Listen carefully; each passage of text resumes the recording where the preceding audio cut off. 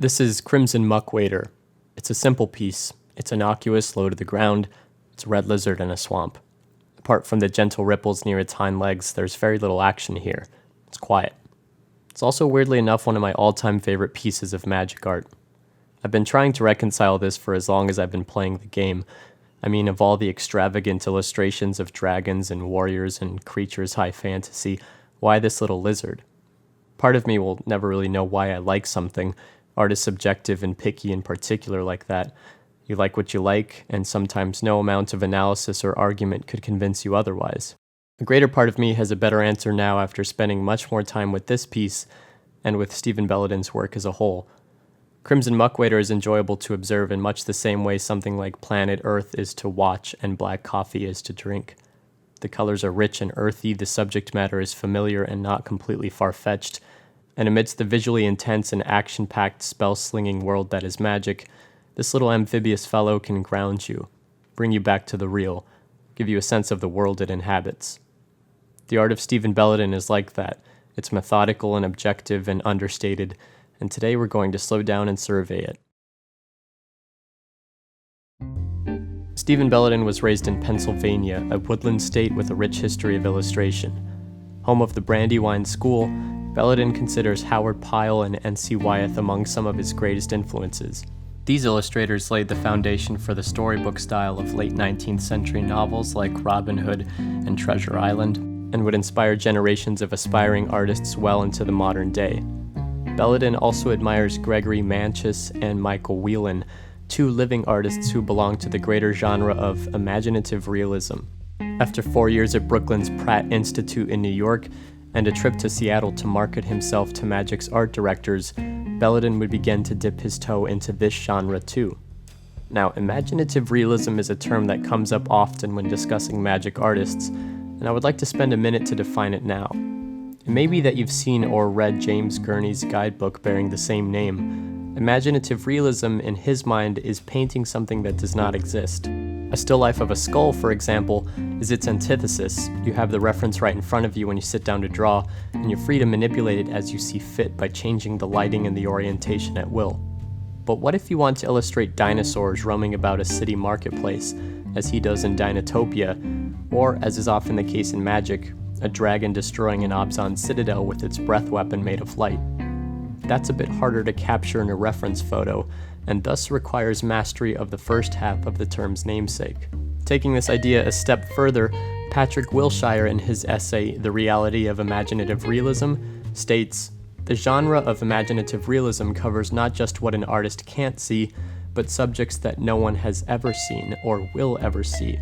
It's not rendering from imagination, it's the rendering of imagination." Thus, when combining with the second half of the term, realism, you as an illustrator are provided a range. In depicting the things that no one has ever seen or will ever see, you get to decide just how imaginative those renders will become.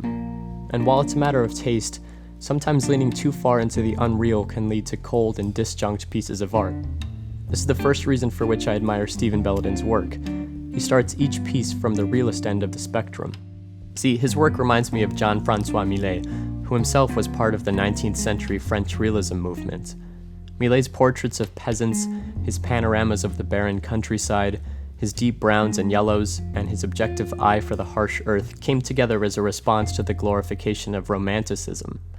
Millet painted the world as it was, taking away flashiness in favor of nuance. I told Steve that his style recalled that of the French realists, and asked him if they were an influence on his work. He responded, "I think the foremost thing that I've always been really interested in as far as the realist schools of painting are concerned is the extremely straightforward presentation of the subject matter. I find that keeping a degree of that blunt presentation is something that appeals to me and my more minimal aesthetic sensibilities when it comes to fantasy." That word straightforward is a term that Steve uses quite a bit in his blog. Magic's art direction often asks for a very direct product. We need a soldier, so paint a soldier.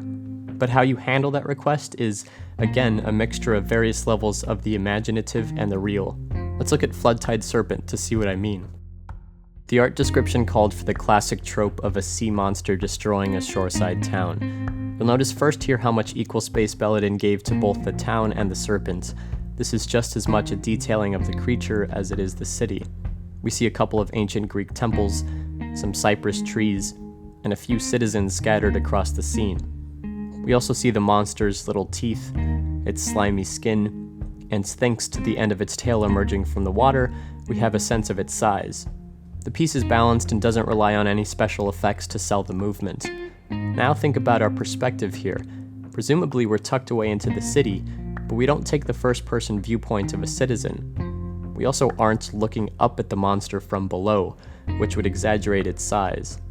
There are no scale birds or motion lines either, we're just simply there.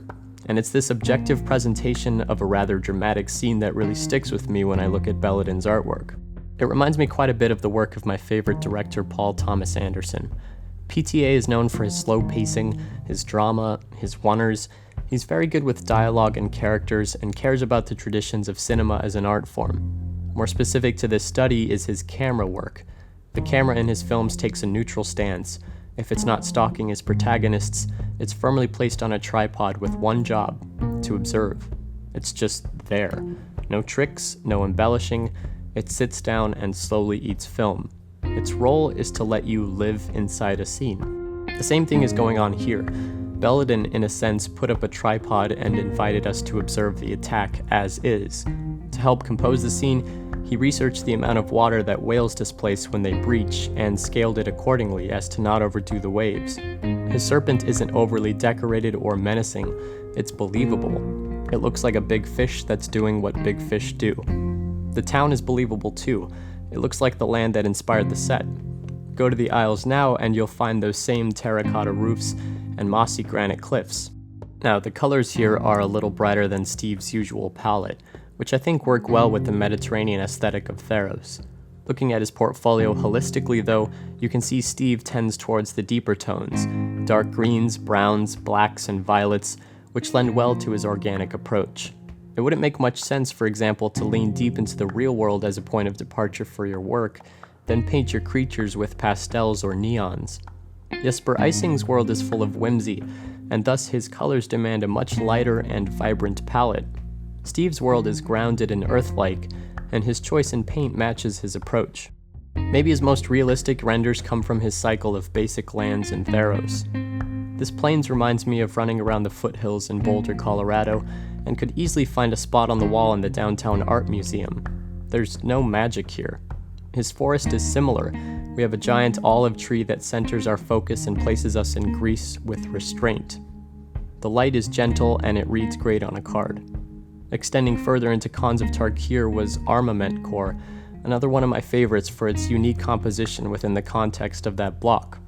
Nothing screams fantasy about this, apart from the giant beast pulling the wagon and, to an extent, the stylized armor. This reads like a snapshot of an assembling ancient Mongolian army. Karl Kopinski's Mardu Heartpiercer felt much the same. Of this piece, Steve says, "It's not some critter screaming at the viewer or some badass muscular guy wielding a giant sword. There is no magic in this painting. Instead, it's the kind of imagery that, I hope, causes the viewer to buy into the worlds because it captures something so believable. It's just an army, marching off to war with a giant war wagon." This piece reminds me so much of the first Lord of the Rings trilogy, and I suppose that's a great analog for my point too. Those three films showed us a living, grounded world, and The Hobbit fell flat because it lost that edge. But this isn't to say that Steven can't lean into the imaginative too. Some of his more fantastical works are such cool pieces of art that I would be doing a disservice to only emphasize the realist in him. So many Magic players admire the conceptual element in Surgical Extraction. Its eerily lonesome background is reminiscent of Dali, and its visceral imagery is so haunting that it often comes up as one of the game's best works. Deathmark is right by its side. The black mana symbol as a pupil, the upside-down composition that serves to disorient the viewer, as well as curse your opponent when playing it in-game is on theme, and it works perfectly on a card. Rampant Growth's nod to the Great Wave of Kanagawa is a clever homage that fits within the landscape of Magic's visual style. His wasteland depicts a decaying cathedral buried into the side of a cliff. It shows the crumbling effects of time. This idea is furthered by its shape language. At card size, it resembles a buried crown to suggest a kingdom's harsh end. Even Avarice Amulet came from a completely imaginary world. Designed by Penny Arcade, the card pays tribute to Pac-Man. The cracked golden talisman is Pac-Man's mouth.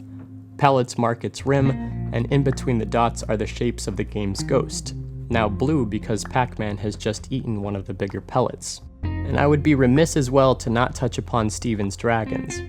Belledin worked on the concept team for Fate Reforged and Dragons of Tarkir, and is responsible for Silumgar's visual design. Somewhere along the way, the team compared Silumgar to Magic's version of Jabba the Hutt. Steve took this idea and ran with it. It was his idea to have Tassiger hanging from the opulent Dragon Lord's neck, an idea that bemused Jeremy Jarvis for his love of bad horror films. And Drifting Death, much like Crimson Muckwader, is just one of my favorite pieces of Magic art. I like what I like. But Steven doesn't like dragons all that much. I think he'll always prefer the more grounded pieces, the ones of the realists. His Black Lotus reflects such a preference. It's a blooming flower amongst others whose only real difference is the shade of its petals.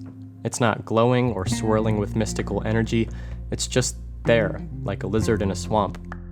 One of my professors in graduate school said it best: it's the understated message that has the greatest effect. I think Steven Belledin is the best example of such an idea. His work is mellow, his colors subdued, his subjects rooted in the real world. And with a portfolio chock full of award-winning art, I'm certain that there is something there that will encapsulate you the same way Crimson Muckwader and Is It Chronarch do for me. And into the future, keep a keen eye out for that objective presentation that invites you into the scene and lets you live in it. Thanks for watching.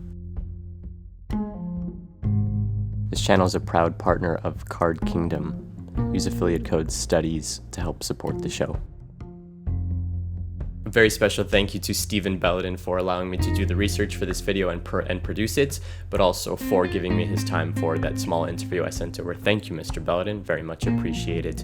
I would recommend all of you guys go and read Steven's blog. That's where I got a bunch of the tip-offs for all the artwork in this video, and chances are, if you have a favorite Steven Belledin piece, he's probably written about it. I don't think there's any artist in the game right now hustling as hard as he is in terms of producing written content for all of his work, so please check out Steven's blog. As you know, I'm a partner of Card Kingdom. You guys can use the affiliate code STUDIES, like I said in that end screen, to help support the show. You can also support the show directly through Patreon. Speaking of patrons, I am sending out a foil Dragon Lord Silumgar to one of my highest tier patrons this month, so that's really cool. I've very much appreciated Steven's work on Silumgar, and I think this thing looks sweet in foil. So there's perks if you want to support the show directly or indirectly through Card Kingdom. That's it. I don't have anything else to promote other than Steven Belledin's work. Let me know what your favorite piece is in the comments below, and I will see you in a few weeks for the next video, guys. Cheers.